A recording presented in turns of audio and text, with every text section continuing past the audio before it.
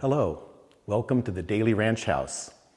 My name is Rick Mercurio, and I'm a volunteer with an organization called the Friends of Daly Ranch because we love this place. And I think after learning a little bit more about it, you're going to love it too. I'm dressed up like this because I want to give you a feel for the history of when it really was a ranch. There's a lot to learn about the Daly family, and that's what we're going to be talking about, and this amazing ranch house that we're in right now. So it's called Daly Ranch because of a man named Robert Daly. Robert Daly was born in another country. He was born in London, England, back in 1844. And when Robert was just a little boy of 4 years old, something happened in a far-off place, far off from England, that is, in California. Something was discovered in 1848, and I bet you remember from your fourth grade history what that was. Gold. The gold rush started in California, and people from all over caught what they called the gold fever, because you just sort of go crazy when you hear the word gold. And so people started flocking to California, not only from the eastern part of the United States, but from around the world. And two of the people that caught the gold fever happened to be Robert Daly's sister, who was older than he was, and his uncle. And they sailed all the way to San Francisco, California. And they began working up in San Francisco, not in the gold fields. A lot of people that went to the gold rush made more money on the people who were going to the gold fields by doing services. And they began working with horses. Horses was a smart business to get into back in the 1800s because everybody needed horses for pulling people, for pulling plows, for hauling things. So the Dalys, this is his sister now and his uncle up in San Francisco, started their delivery service, or they called it livery. And Robert Daly got letters from his sister about how exciting it was to be in this far-off place called California. And when he got to be in his teens, Robert Daly wanted to join his family in San Francisco. And somehow his parents gave him permission as a teenage boy to get on a sailing ship and travel thousands and thousands of miles. That sailing ship had to first cross the Atlantic Ocean and then go all the way down the Atlantic coast to the tip of South America, Cape Horn, and all the way back up the Pacific side, past South America, Central America, Mexico, all the way to San Francisco, California, the Golden Gate. And there Robert Daly joined his family business, again, which was all about horses. And as time went on, Robert Daly had a dream. He wanted his own horse ranch. He wanted land. Now we're in the 1860s. The gold rush has been going on for about 10 years. And Robert Daly wants this land. But up in Northern California, back then, there were lots more people than Southern California. If you wanted land, there was lots of empty land in the southern part of the state. So in 1867, Robert Daly took a sailing ship from San Francisco to San Diego, and he had a family friend connection. And they went out over the next several months looking for this dream of Robert Daly's, land. And one day, Robert Daly and his friend on horseback came upon this very little valley right here. And it was a beautiful day. Robert Daly looked at his friend, he looked at the land, and he said, "I don't need to go one step further. I found exactly what I was looking for. I'm going to make my home here." And he did. So when Robert Daly found this amazing place that he decided to make his home, he couldn't buy the land because it hadn't been surveyed. It wasn't for sale. Nobody lived here. And so he just built a little log cabin and claimed it for himself. Now, later on, he would obtain legal title to the land through a very interesting process called homesteading.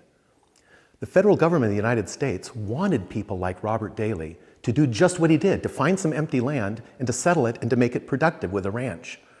So they had a deal where if you did that and you built at least a structure to live in, they would give you 160 acres for free.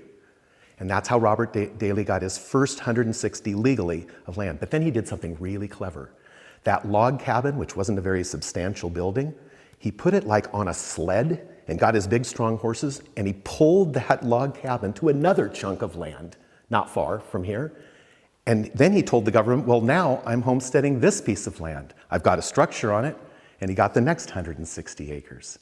And through clever things like that, he obtained a lot of the land that is now Daly Ranch. Now, of course, horses was the thing he knew best. So what Robert Daly did is he had a little log cabin, he built some corrals and some barns, and he got some big horses, draft horses, the kind that pull, that have great muscles, that are larger than the normal horses. And he started a livery service here in San Diego County. That is, he would hire himself out with his wagon and his horse to go to people's farms and dairies and haul their goods to market. And he would get a fee for that. And he liked that, he enjoyed that. But it was sort of lonely living up here by himself in the 1860s and 1870s. Escondido hadn't even started as a city, and this valley, this Daly Ranch, was far from any civilization. So one of the dairies that Robert Daly did service to was out in Valley Center, and a young girl caught his eye, the daughter of the dairyman, whose name was Rebecca. And before you know it, they fell in love, and Robert Daly married Rebecca Breedlove. The thing is, he was 37, she was 17. Yeah, there was a 20-age gap. But I tell you what, he chose well. Rebecca turned out to be a sturdy woman, and she moved up here with Robert, and they built a nicer home than the log cabin, and they made a home for themselves. And before long, they began having children. And the very firstborn was a girl, but she died young. Back in those days, it was a tragedy, and yet it was not that uncommon for the first or any child to not survive infancy. They didn't have the vaccines and the doctors that we have today, so they lost their firstborn. But the next three survived. The next one was Mary Ann Daly, George Daly, and Howard Daly. And that little family lived up here in this little valley, and they were self-sufficient. They grew their own vegetables, they planted fruit trees, they had chickens, they probably had some pigs. Of course, they had the horses. And Robert Daly continued to make money by delivering things and people around San Diego County. And at one point, the family started a dairy up here. They called it the Fern Valley Dairy. And imagine all the chores that the kids, the Daly kids, had to do on that farm. Imagine how lonely it must have been and the hard work they had to do to milk the cows, to get the cream from the milk, and to churn the cream into butter, and pick up probably all the manure from all the animals, and to pick the fruits, and to clean house. And there wasn't much to do that you and I today would think of that you do as a kid, because there was no internet or TV or radio or anything like that. But they managed to have a good, solid upbringing in this little place called Daly Ranch. Now think about the impact on the land from a ranch being in a spot that used to just be inhabited by the wild animals and plants and Native Americans that didn't have much of an impact on the land. A white man's ranch brought cattle, brought horses. Imagine the hooves of those animals trotting across the land and disrupting the vegetation. He would build roads, not thinking too much about erosion or where the roads would be sustainable over long periods of time, and now those roads are being eroded. Imagine all the native plants that were disrupted by not only the animals, but us planting crops and fields. Robert Daly also needed water to irrigate his crops so he could feed his animals. So he dammed up the creeks and created ponds where there were none before. That changed the whole ecology of the land by having cattle roaming around what had been unspoiled natural habitat. So there's many consequences of people on the land, including the buildings that he built here and the roads that he built. As time went on and the boys and the girl grew up, the middle child, the older boy, George Daly, began to dream a little bit bigger things than just living his whole life on this little isolated ranch outside of the new town of Escondido. He wanted to build things, and he had a good, sharp mind. And a little bit past the turn of the century, in about 1905 or so, when George Daly was a young man in his early 20s, about the same age his dad was when he set out for new adventures. George Daly left Daly Ranch with the blessing of his parents and a team of horses and some wagons, and he went down to San Diego and he started a road building company. And this was a good time to start a road building company in San Diego because San Diego was booming and roads needed to be built. And it was also a good time because this was when horses were beginning to be replaced with machines in the internal combustion engine. And this Daly road building company used some of the earliest bulldozers and other land moving equipment in the county, and they did very well for themselves. Now, a few more years go by, and it's 1916. Robert Daly finally passes away. It was a sad day for the Dalys. He had come over as a young boy, as an immigrant from another country. He had a dream. He worked really hard. He found a great woman to marry and raised a family. He achieved his dream, so he probably died a happy man. And he's buried in Oak Hill Cemetery in Escondido. But in that same year then, 1916, the daughter, Mary Ann Daly, had already gotten married and moved away. George Daly, I told you a few years earlier, had moved to San Diego to build roads. That left Rebecca and the youngest boy, Howard Daly, who was already in his 20s by then too. So they made a decision. Howard Daly decided to join his brother in the road building business, and he left Daly Ranch. Well, Rebecca wasn't going to live up here by herself, so she moved off the ranch. But they did a smart thing. They didn't sell the land. They kept Daly Ranch, and they kept it as a ranch. They hired other people to look after it. And so Daly Ranch continued to be a ranch, but they weren't living here. That leads us to a very interesting thing. This amazing room that we're in, the great room of what we call the ranch house, this place wasn't built until 1925, several years after everybody had moved off. So you might wonder, well, why did they build this? And I can tell you one reason they did not build it. They didn't build it to live in it. They didn't build it as their new house to live in. They were living in other places. In fact, they had other ranches in San Diego County, in the East County. They built this place as a vacation house, as a retreat for the family and friends to use for fun. It was a party house, essentially. And by this time, the family road building business had enough money to do a great job. So I'm going to be asking you to feast your eyes on some of the features of this ranch house on the inside that are still original after 95 years and still beautiful. The walls and the ceiling and the beams, beautiful. This is all a special kind of wood, redwood from Northern California. And it's not just any redwood, it's clear redwood. It means it has no knots. And it's tongue and groove, which means one piece fits into the other and you can't see the nails or the screws that holds it in place. Redwood was a smart choice, not only because it looks good, but because it's resistant to rot and termites, so it lasts. So all of this beautiful interior is redwood. The floors are original as well. They're oak, hardwood, and these things can last a long time because they're thick, so you can sand them down and keep them in good shape. The windows are also 95 years old, original, and there are so many windows. This place was meant for big parties and gatherings, so they have lots of light, and almost all of the windows double as doors, so you can open them up for the fresh air as well as the light. And the 4 dormers up above add even more light. Speaking of light, these fixtures that are above us are the original light fixtures that were blacksmithed in the Bandy Blacksmith Shop.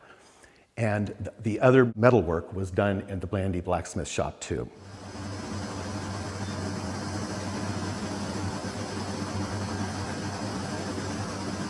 All right, my name is Philip Ewing. I've operated the Bandy's Blacksmith Shop over on Calamia Street. Went there in 1964 and they shut the shop down. The city shut the shop down in 1991. We moved over here to the museum area and have been running a school over here. We have the blacksmith shop and we have the wheelwright shop here. Now most of the work we do in here is just basic blacksmithing, and it covers a variety of different types of tools. Most blacksmiths, that's the basis of industry, most blacksmiths are tool makers. They make tools for pretty near every job that they encounter. Today I'm going to make a few scrolls, which is ornamental ironwork, which is kind of the fun work and when you get into blacksmithing. So I'm just going to get started on this. My favorite thing is the ornamental ironwork. when you get through with something that that you have built. Oh, Mr. Bendy says, you know what? You build a piece of ironwork, you want it to be able to be the piece that lasts forever. This basically is the starting of just a regular scroll with a plain end. There's all different types of ends that you can put on the end of scrolls.